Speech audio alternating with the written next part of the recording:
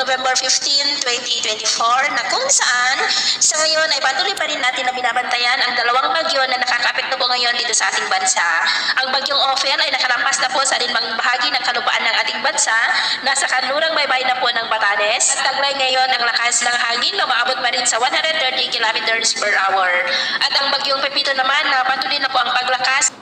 at nagbabantayan na maging typhoon category sa mga susunod na oras at taglay na ngayon ang lakas ng hangin na umaabot na sa 110 kilometers per hour at bugso na 135 kilometers per hour. Nasa layo po ngayon ng 457 kilometer east ng Southern Samar at tumikilos pa west, northwestward sa bilis po na 15 kilometers per hour.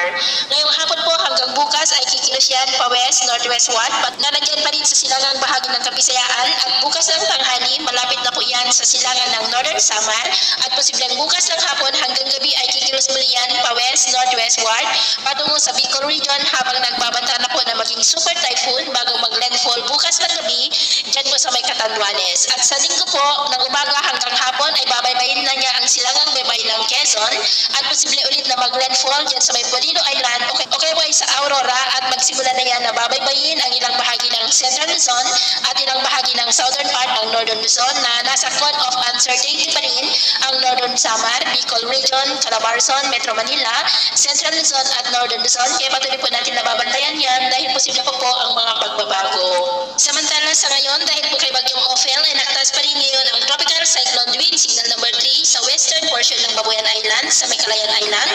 Dolobiri Island, Fuga Island, maging po sa northwesternmost portion ng mainland Cagayan, sa may Claveria at Santa Praxedes, maging po sa northernmost portion ng Ilocos Norte, sa may Pagudpud. Signal number 2 sa mga nalalabing bahagi po ng Babuyan Islands, northwestern portion ng mainland Cagayan, sa may San Quezmira, Pamplona, Abulog, Ballesteros, maging po sa northern portion ng Apayao, sa may Kalanasan, Luna, Santa Marcela, the northern portion ng Ilocos Norte, sa may Pindig, Bacara, Adams, Dumalneg, Vintar, Bangi, Burgos, Pasukin at Carasi. Signal number 1 sa may Batanes, nalalabing bahagi ng Cagayan, northern portion ng Isabela, sa may Quezon, Tabagan, Santa Maria, San Pablo, Maconacon, Santo Tomas, Delfin Albano, Tumawini, nalalabing bahagi ng Apayao, Kalinga, the northern and central portions ng Abra, sa Manabo, Pidigan, Tayum, Langiden, Bolinay, Salapaden, Buklok, Lapas,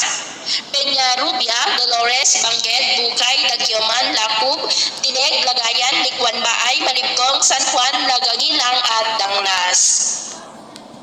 At dahil naman po kay bagyong Pepito ay nakataas ngayon ang tropical cyclone wind signal number 1 sa may Catanduanes, sa eastern portion ng Camarines Norte, sa may Pinsons, Talisay, Daet, Mercedes, Basud, maging pa sa eastern portion ng Camarines Sur, sa may Karamuan, Gargi, Trena, Presentacion, San Jose, Lagunoy, Tinambak, Goa, Siruma, Tigaon, Tagnay, Calabangan, Naga City, Magaraw, Bombon, Pili, Ocampo, Iriga City, Buhi, maging sa may northern Samar, the northern portion of eastern Samar, sa may San Policarpio, Arteche, Hipapad, Maslog, Oras, Dolores, Canavid, the eastern portion ng Samar, sa may Matugianaw, San Jose, de Buwan. Susunod po ng mga oras ay asahan natin na mas lalo pa na maraming lugar ang makakaranas po ng signal number 2 at sa mas lalo pa na paglapit ng bagyo ay itataas po posibleng hanggang sa tropical cyclone wind signal number 4 o number 5 lalo na po sa darating na linggo. Kaya maghanda po tayo dahil bukas ng gabi magsimula na po natatama sa kalupaan ang bagyong Pepito hanggang sa linggo po ng gabi.